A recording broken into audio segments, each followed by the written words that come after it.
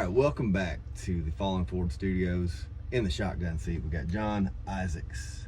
Yes, sir. Singer-songwriter, a good friend of mine. And he's got a story to tell. We're going to talk about how he got into music and what he's got cooking in his life. And in the meantime, we are going to be lighting up a couple cigars. We had to restart this video because we were having a hard time getting our lighters to work out here because it's so cold. But I'm going to start mine over again. Yeah. I'm smoking a Partagas. Togs. And it says 1845 on it. Hopefully that's not how old it is. It's a good year. And then you got the I what? got the Black Market Estelle. It's pretty good. Black Market Estelle. Yeah.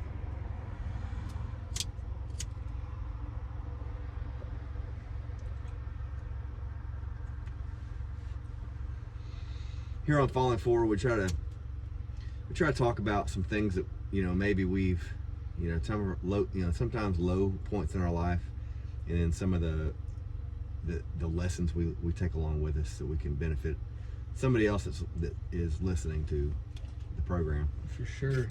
And so I really don't know a whole lot about your background. I don't know what got you into music. I have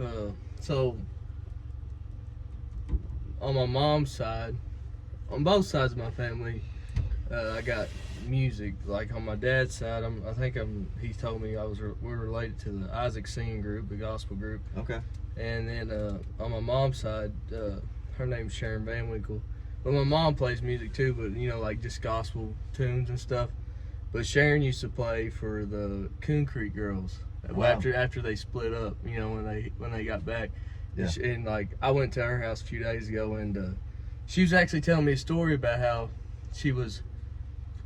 John Conley was opening up for her with the Coon Creek Girls. John Conley was. Yeah, John Conley was, and John Conley come up to her because their bass player wasn't there, and he asked her. He was like, "Can you play bass for me?" So she got to play with John Conley and stuff, and she's met Ricky Skaggs and all that. So. And she got me my first guitar when I was probably like, I don't know, 12, and then it all just come from that, So That's and incredible, then, man. So I got inspiration from that, and then I've always wrote songs in kind of like without knowing it, writing poems as a kid and stuff, I've always liked writing and stuff. So yeah, I think I wrote my first song. I was like 14 or 15, but your first song's never your best song. I mean, some people it is, but some people, Was it when you were 14? Was it about a girl, like you fall in love with a love song, or? Actually, we would go over to my aunt's and drink. Well, I wouldn't drink, but my brothers, my other brothers, they would drink like they would drink a cup of Buffalo Trace. And then I was a little bit older. I was probably, 15, 16, I don't know. Well, that's what the song was about. Like a cup of Buffalo, but Have you ever revisited that song, tried to rewrite it or anything? No, because it's just, I mean, I could. It wasn't terrible, but I mean, my writing style's changing too. Where can people find your songs right now? You can find it on where I go through DistroKid. You can find it on YouTube, Spotify, iTunes, Apple Music, and then they got like the foreign apps too. I don't know what they go through, but now what was you remember the first single that you released out? Yeah, it was I actually did an album. I did it. Dirty Bird Studios recorded it, and it was just an acoustic album. And I wish I did a band behind it the first time. But I mean, yeah, that's the first. I just did 5 songs all at once, and I should have waited and just did one song at a time. Well, it's part of what it's part of the scene changing too, and it's more of a pop kind of thing where they would pop music was like release a single at a time. Yeah. Back in the day, it was like they drop an entire album, and that's where I dropped my album. I did maybe 2 or 3 singles and then put the whole thing out. Yeah. But you end up losing a few songs in the mix when you do that. Yeah. And I feel like you lose the interest of people too, in the sense of like how everything's so online now, because they're like, what's he doing? And it's like, oh, I still have this album out, but I released it a year ago, but you know, nobody's not up to date with it, because like I think that's why people go more to the, I'm gonna do a 2-song EP, because they'll go in the studio and record all that, but then later out throughout the year they'll split it up by 6 months. You know what I mean? Yeah. And I've noticed that trait. You know, so you know. Or you got any songs in the works right now? Yeah. I'm gonna do some recording with Dwayne Lundy the next Saturday and Sunday. With Brother Smith will be the band behind it. Excellent, so I'm excited about Excellent. that. I'm Yeah, excited. Everybody's been telling me good things, but I met him. they're I great. met him at Laurel Cove, but I'm excited to hear what they can do with the music. And the music I'm doing, it's different from the lovey-dovey, you know, Yeah. album I had out. Which I mean, it ain't bad to have love songs, but you know, it's one's about I actually ain't come up with a title with it yet, but it's about kind of like the music scene.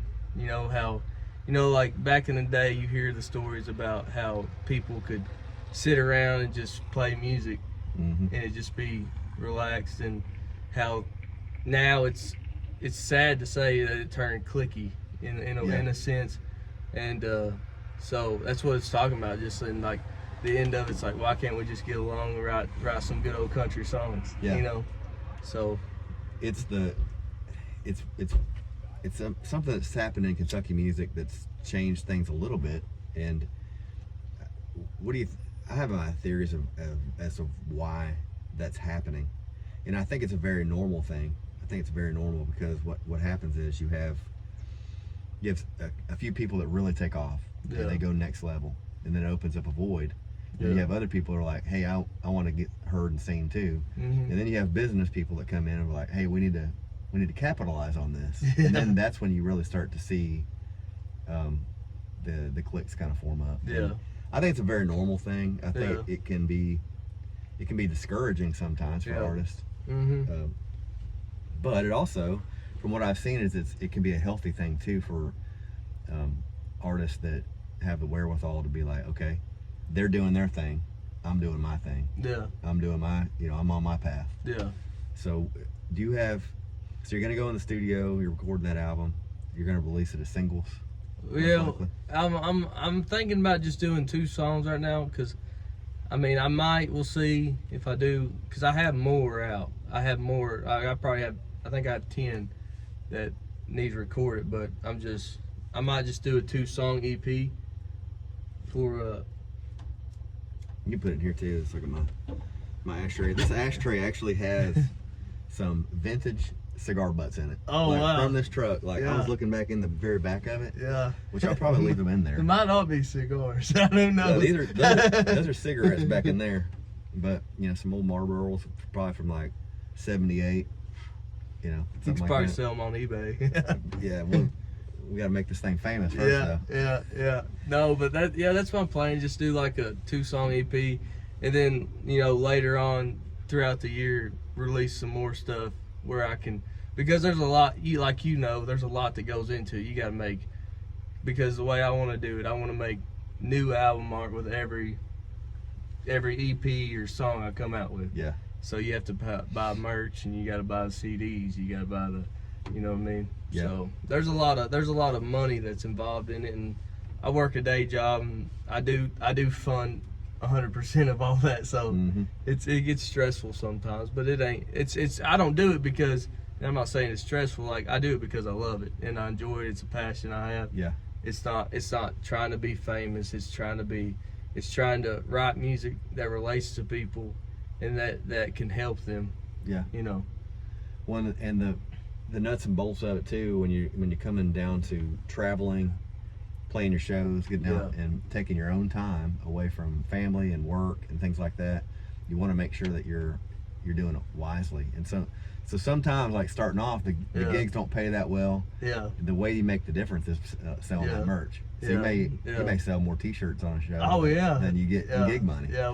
Me and last time I had merch, and the woman that did it, they kind of messed up the shirt, so I sold them cheaper, and I went to this I can't think of where it's called. It's near the river near Irvin, Frog Toads, or I don't know. They got a campground right near it. Well, we went over there and there was people from Oklahoma. Well, like 8 old ladies bought That's cool. like a lot of shirts. So I made a bunch of money off merch, but like I didn't know that's how it worked, and I was like, that's how it works. Yeah. You know, it's a a learning process, you know. Yeah, but it can be a chunk of change putting it out there. Like I learned a lesson last time because I bought way too many shirts. Yeah. It's just things you learn along the way, and you'll learn. You know, whenever you stop learning lessons, man, you need to hang it up because it's part of it. I don't care how old you get in this thing. It's like you're gonna learn something down the road. Yeah, I mean that's like you know, I do HVAC and you do it as well, and you know you can never stop learning on that either. You know what I mean? Things are always changing. Just like music, you know, it's the same thing. Yeah, with the technologies that are coming out, I find myself getting to the point where like I don't even want to learn about that. Yeah. You know, I have enough work on my own. I don't need to worry about like learning all the computer side of things. Yeah. That's also part of the, you know, becoming an old man is you get to, and I understand like the guys that trained me in HVAC, they were old men. Yeah. And I would frustrate the hell out of them because I would be like, man,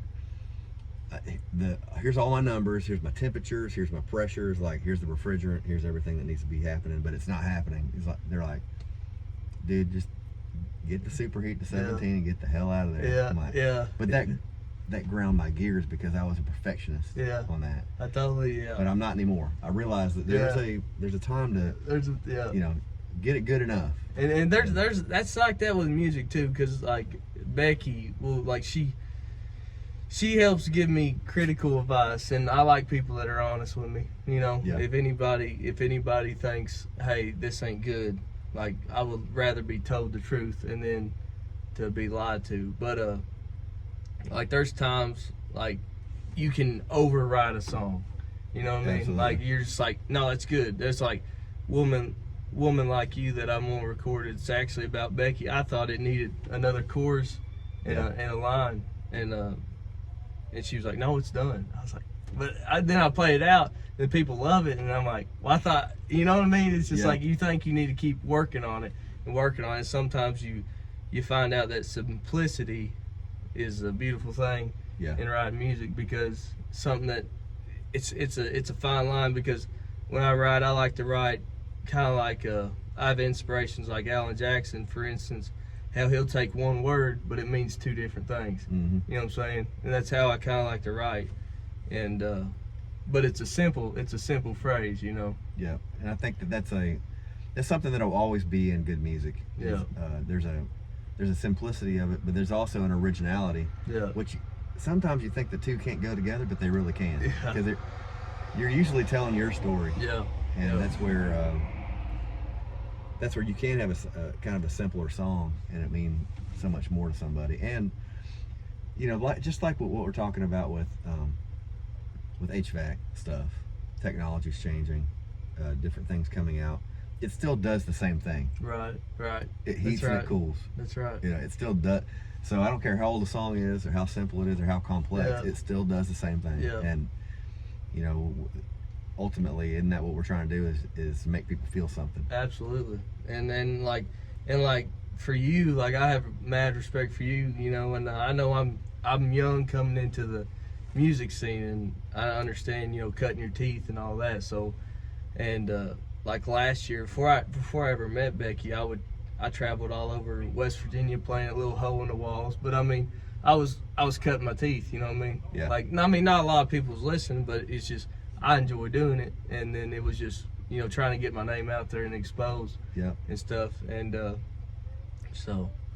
What's been your favorite gig you've played so far, or like your favorite place you've done? Honestly, man, probably the Bucket. I opened up for Dueling Pianos out in the Bucket. There was probably 500 people, and it ain't even about the people. It was just a fun environment. Like it's a big old venue, great food and stuff like that. Where's the Bucket? That's in I think it's in Huntington or Dunbar. I can't remember. I played it last year, so that was a good gig. I played Shenanigans and Shine too. That's in Falmouth, Kentucky. I'll be playing there every third week of the month for the rest of the year, and that's a cool place. Alex Miller's played out there. I think a few other people's played out there, and it's a pre-made stage, and you just plug in and play. Okay, they got all the sound ready to go. So it's pretty nice. Okay. I mean, that's a big plus, but like the people there are great too. Yeah. And the food's great too. Probably the best food. Like if you call them a bar, if you walk in there like, oh, this is a nice bar, they're like, oh, we're not really a bar, because they have amazing food. So they have a lot of to-go orders and stuff. Yeah. So it's like a restaurant, kind of is it a sports bar kind of thing, or like a restaurant with a stage? It's basically like a little. It's just one of them like hole in the walls, but like in the back it has a stage, and then it's a cool little place. It's just downtown, right when you go downtown. Yeah, those places too. Though the more your career advances and the more your music gets out there, like those places will be near and dear to your heart, because there will be a certain point where you may not be able to play a smaller venue. You know, if things go really well, right. You know, but those will be the places you'll come back to anyway. And be like, hey, don't tell anybody I'm coming. I'm just gonna pop up on the stage and pop sing. up. Yeah. The Nook's really good too. I really like Teddy and the Nook. That's a cool place. I know you actually, something happened in your life, and you got me a gig over with the Waymores, and I really appreciated that. That meant a lot to me, and that was a cool experience. And then me and Travis Napier actually played there, I think just a few weeks ago. Yeah, so, the Nook is a really great place. Teddy's done a good job of getting people in there. He has a very diverse crowd, like the different kinds of music he brings in, and it's something that it's really needed. Like not just the Americana country scene. It's like there's punk bands, there's hardcore bands, there's like they all play there. Yeah, and so I like it all, man. I mean, I was talking to Samuel Fairchild. He saw me at Proud Mary's one time, and he's like, and I was like, he was like, hey, I would like for you to open up for us sometime. I was like, dude, that would be actually cool. I think that's a good idea to have like Gravel Switch, which is a great band, and but I think that's a good idea to have diversity in it, in a crowd. Like if you have a country opener, and then you have, because it just sets the mood, and then it actually helps the rock and roll crowd, because they come in there and then they uplift the crowd. Yeah, you know what I'm saying? I mean, I don't know. That's just my personal opinion, but one thing about people that I've met around here, everybody, if you look at everybody's playlist that they have on their own phone, it is so all over the place. And so you know, I think having a diverse a stage for even one night is a good idea. Absolutely, man. You know, it kind of like crossover fans too that can happen. Yeah, I'll be riding with Becky, and then he'll go from Guy Clark to like Little John. You know what I mean? Yeah. But I don't mind it. I mean, music's music. Right. You know, if it's good, it's good. Yeah. You know. So I mean, you know, it can take you into different moods too. Like I find that I wake up in the morning, if I really want to get out of bed and just like get straight out going. I like put some grunge on from the mid '90s. Oh yeah. And it just me. That was the time period I was young. I was in high school, and it just like, it fires me up. So I'm ready to go. Yeah. Well, I remember when I was a helper at CKSM. This is when I was, barely enough. I wasn't even old enough to drink. And my service manager, Brad, he would play Limp Bizkit every morning. Oh yeah. And it took me a minute to get used to it, you know what I mean? Yeah. Because like I was like, I just like Keith Whitley, and I was like, but then the more I listened to it, I was like, that ain't bad. I was like that's actually pretty good music, But he kind of opened my variety to music in that type of sense, and so is Becky. Like Guy Clark, I love his songs. I never heard Guy Clark before I met Becky. There's some people that are like hole in the balls, but you never listen to, like Bobby Bear too. I love Bobby Bear. I didn't know a lot about him, but it's just. So when you're writing your songs, like, and you put them out, like, who are your major influences, like that people can hear when they hear one of your songs? Well, I really, really, really, like I said, I love the way Alan Jackson writes. Yeah. I listen to his music. I've listened to his music ever since growing up. Dad used to have a Jeep Wagoneer, and we'd listen to like Daddy let me drive like rusty old floorboard hot on my feet. Well, on the back seat of that, there was a rusty old floorboard. I remember being a child and we'd put our feet over it to warm it up. So, I mean, like little things like that. And then I like Jason Isbell's writing style too. And I kind of, but at the same time, whenever I write music, I kind of have to turn the radio off in a sense, because I don't want to sound too much like what I'm listening to. Right. You know, like Loretta told me that song "Me and You" that's on my album. She said it kind of reminded her of like Keith Whitley and Travis Tritt, which I love them too. You know, all them heroes. And Waylon's probably my favorite, man. Honestly, like a lot of that Waylon, Billy Joe Schaefer, Bobby Bear, all them real guys that kind of like stuck it to the music scene, you know, kind of like, you know, hey, we're going to do it our way. We're not going to have the business side and the big people getting our way of writing music and us making money off of it. And I really look up to that, because a lot of people, you know, they sign a bad contract and then they're kind of screwed. And that's why everybody says you sell your soul.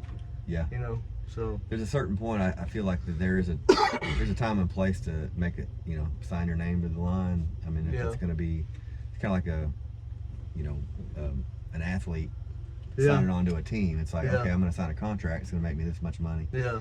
There's a time and place for that, but getting up to that point, that's you're putting the work in. You're training, and you're getting to that point. And I feel like the guys that were, you know, they were making their own name. You know, with what we view now as the outlaw scene. Back then, they were just kind of like doing their own thing. And I'm just going to make good music with my buddies. That's exactly. And they changed everything. They changed the entire. They changed what we're listening to now. I've always told Becky this, and I just come up with this. I was like, Becky, Waylon Jennings wasn't Waylon Jennings until he got away from RCA and got away from the big label. You know, like he was these clean cut, just like Willie Nelson. He said whenever he grew his hair out, everybody started loving him. You know, and when he just stopped caring, and Willie Nelson being Willie Nelson, just like, you know. Well, both those guys, they were kind of like crooners in the country world. They dressed different, they looked different, and you could tell they were getting squeezed a little bit into that mold, and they rejected it. Yeah, and I think everybody should do it. You know, everybody should be their original self in a sense. You know, and I think that's a big thing, and it's a mental game too, because you have to realize in life that not everybody's going to love who you are. You know, you know, I have a strong faith with Jesus, and not everybody's going to agree with that, but I don't care, because that's who I am. You know, that's what shaped me into the man I am today. So what you just said reminded me of something that's in the Bible, how a prophet's not welcome in his hometown. You know, it's the truth, man. Like, generally, that's why I tell people, like, go play as many shows outside the area as you can, because they're going to appreciate it. Sometimes the people that you grew up with, whether they like it or not, they may not even say it, but they kind of they don't want you to leave them. I think it's that fear of you outgrowing them and moving on. Absolutely, man, because, like, I will say this, I love Kentucky, but that first year I played out in West Virginia, I got more compliments playing out of state than I did in my own hometown. And I totally know what you mean, because Becky tells me that all the time, where she's like, you know, Jesus had to leave where he was, you know, and have to travel miles to find his place, you know, find his niche. And that's true. And, you know, we want people to hear our songs, and we have so much great music in Kentucky right now. And there's amazing, great music, great talent. I love what's seeing happen, man. I love seeing your journey, and not just seeing that you develop, and your vocals getting better and better, and your song qualities, and like the fact that you're not afraid to just go for it, put stuff out. Now you're going to be working with one of the best producers in Kentucky. I'm excited, man. That was kind of a wild hair. Like, I just texted him, like, Becky said, hey, you know, she kind of like helped, like, said, hey, Dwayne's you know, he knows his stuff, and told me a little bit about Dwayne. I kind of just texted him, and then it was just kind of come from there. I mean, I'm paying for it, but, you know, but at the same time, I still get to work with him, so that's an honor in itself. Well, So too, like when you, in the long run, when you look back on projects that you do and like yeah, the quality of songs, you don't want to say that, man, I wish I would have done this or done that. Like, yeah, that's one reason I reached out to Dwayne Lundy to do my first album, and you know, he did part of my second album too, and I'd like to work with him again. But it's also, you know, as his you know, his notoriety is increasing too. Yeah. It's like any great producer, you know, the demand goes up and their time is reduced because Yeah. they're working with so many people. Yeah. And but so what is next for you as far as where you see yourself maybe in the next 3 or 4 years? Or what, do you have any kind of aspirations as far as like maybe gigs you'd love to play, maybe a festival? man. Now, in just this past year, like crazy stuff has happened. Like whenever we went to Mushroom Festival, Brad Sparks introduced me to Bob Wan, and he was like, Jeremy, he's like, and that I've got to play at Holler Holler that day. Cool. Because he was like, Jeremy Pendleton, he's like, he don't have an opener. So I was like, okay. I was like, yeah, I'll go play. I said, I got my guitar in my truck, so I got to do that, you know, little stuff like that. And then the gathering, someone actually had a family emergency, and then I got to play there on last second. So, but this year I'll be able to play there this year. And that's a big show to me, you know. Mm-hmm. I mean, it's just slow step up. I would love to play at like Laurel Cove and stuff like that. I mean, that would be incredible. But that and I would like to play with some big acts too. Mm-hmm. I would love to open up for some big acts. And I mean, even you, or like I talked to Cody Meese. I was like, I'd love to open up for you because I mean, you guys have been doing it and you guys have traction, you know. I'm just being honest on it. You know, you guys have more traction than I have. You know, and it ain't like I'm trying to piggyback off of you, but it's like, you know, it might help project my music to be listened to more. Yeah. You know. Well, that's the whole point of having an opener too. Yeah. Like, you know, you have because when I started out, it was the same kind of thing. It's like I knew that if I could get an opening spot with somebody, that I would have all of their fans there. Yeah. That would want to hear my music possibly and become a fan, or you know, if not, I'd still have a great experience. Exactly. And like, exactly. you know, putting yourself out there, making those having those conversations with people, and just being at the right place at the right time too. There's a huge element of that. Oh yeah. And, you know, it all becomes part of your path. Yeah. And you know, you got a lot of cool things happening, man. And like another thing, like so last year I had a seizure, and that set me back. I wasn't able to drive for 9 months, and that set me back. But I believe what it was you know, I feel like you have seasons in your life where God sits there and tells you you need to get away from certain people to be, because and I wasn't listening, so I felt like that was God telling me I'm gonna remove you from this real quick. And then as soon as I got back to driving, I met Becky, and then she's helped me out a lot, not only mentally and, you know, loving me the way I should be loved, but, you know, in music too. She's gave me pointers and helped me out a lot.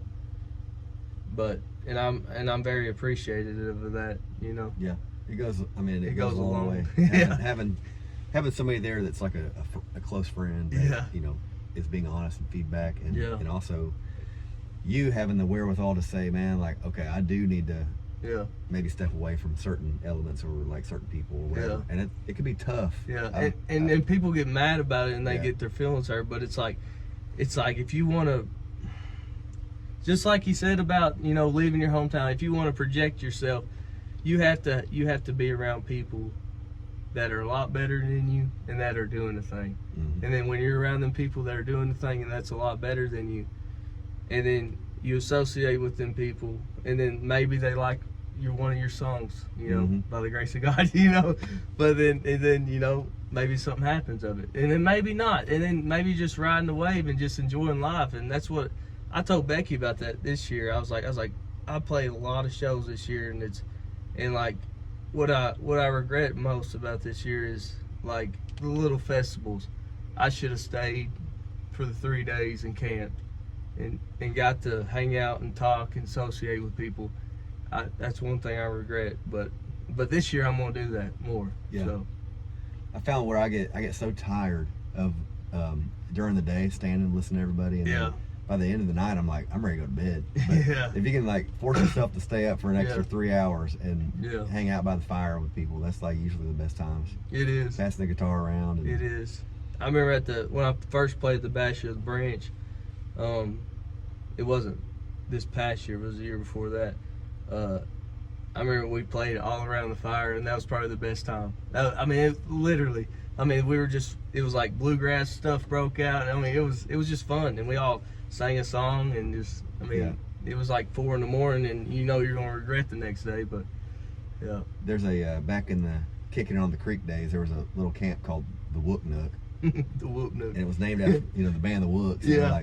Arthur Hancock was up there, and a lot of his band, and everybody camp up there. So at the end of the night, everybody kind of go up there. And remember, this is probably 2018, I think, and I had just written a handful of songs, but getting up there and just having the nerve to bring my guitar up there and being like, let's just see what happens. And so we walked up there, and some things that I remember that I'll never forget were Arlo McKinley walks out of the darkness, and Arlo's standing there, and he sings a Blaze Foley song, and he sings it, and everybody's like, damn. And then he kind of like slips back into the darkness and disappears. I'm like, that was crazy. Yeah. And looking now and seeing his career, how it's advanced, and he played at Renfro not too long ago, I think. Yeah, he's out in Oklahoma now, I believe, and doing real well from the looks of it. He's got a baby on the way. It's good, man. And it seemed like he's doing really well. But those times at music festivals, especially when you get with people and you make new friends, and, you can't ever discount that, man. Like, sometimes it affects your entire path. It does. In music. It does, because people are hesitant. Like I noticed that real quick. It's kind of like I'm the chick that walked into the chicken coop, and people are real hesitant. As a new musician, they have to get to know you and get to know, oh, this guy's actually cool, because some people they're very hesitant, and they think because people in the past has done other things wrong, they think that you're out just to try to get big as quick as you can, but I do it for the love of it. And it's not it's very rare that somebody really takes off and gets famous overnight. It's usually never overnight. It's like they put a lot of work into it. Yeah, it's like you can look back at, a lot of people say that about Zach Top too. But if you look back on him, like, he was playing all these festivals 10 years ago. Yeah. You know what I'm saying? He's almost, I think he's 30 something now. But just stuff like that, and people, like Oliver Anthony. Mm-hmm. He was playing for years before he, just that one video though, it just blew up. It made him huge. It takes the right time, the right place, and also making sure that you've done the work up to that point.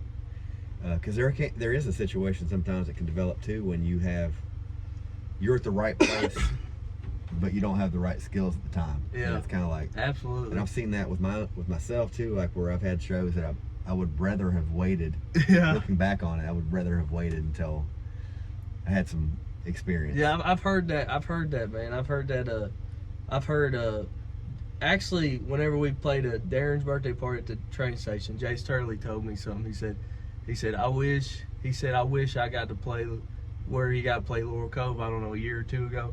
He said, I wish I got to play right now instead of back then, because just like you said, he wished that, because he's grown as a musician and an artist, you know what I'm saying? Your vocals get better. Absolutely. Your guitar skills get better. You get to find yourself, I took vocal lessons for a while, almost a year up in Lexington, and then I kind of dropped out of it because it was kind of like a repetitive thing. It was just, you're sitting in there doing the la la la la la, and I was like, I'm spending like $150 a month doing this, So, but I would like to find another vocal coach, just because I don't think it's a bad thing to constantly, make yourself better. Yeah. And get training at it, because singing, it's a fine line. So. Well, and the more you get out there and gig, like the more strain it is on your vocals. Yeah, absolutely. You do 2 or 3 gigs in a row, you know, back to back, and then it's late nights and you're getting sleep deprived, and all of a sudden it's like it can be a strain. Yeah, But yeah. learning the techniques and how to when to stretch your vocals and when not to. Yeah, yeah. A microphone, turning it up will do. I've learned that does wonders. Yeah. Turning the microphone up just a little bit, but. Well, John, I'm looking forward to seeing what's next for you, man, and I appreciate you coming in the truck. Absolutely. Anything else like? So as far as leaving it on, you know, with this show, it's kind of about learning from our mistakes, and learning from maybe a time when things weren't so good, and what we like lessons we can draw from those kind of things. Like, is there anything that in life where you feel you are in a good state now, where you have something to tell somebody else, as far as like maybe some words of guidance or anything like that you'd like to end the show with? Yeah, I mean, if you're just now getting into music, well, definitely don't rush the process. That's a big thing, because you can mentally get in your head and rush things. You know, like, why ain't this happen? Why ain't this happen? But then you realize it's just all a matter of time. Just stay persistent at it. You know, if you love it, keep doing it. You know, and don't rush the process. I love that, man. That's words of wisdom. Yeah. It's true. But thanks for coming out, man. Absolutely. Make sure you, this is kind of a nighttime edition. Yeah, it's a bring nighttime. The lamp in from the house, but it's getting dark here in Kentucky a little bit earlier than normal now. I'm about to get my sleeping bag, sleep in the bed, I guess. But this is Falling Forward. Make sure you subscribe, like it, and then share it around if you can. And this is another great show. Thanks, Absolutely. John. Appreciate you coming out, man. See you soon.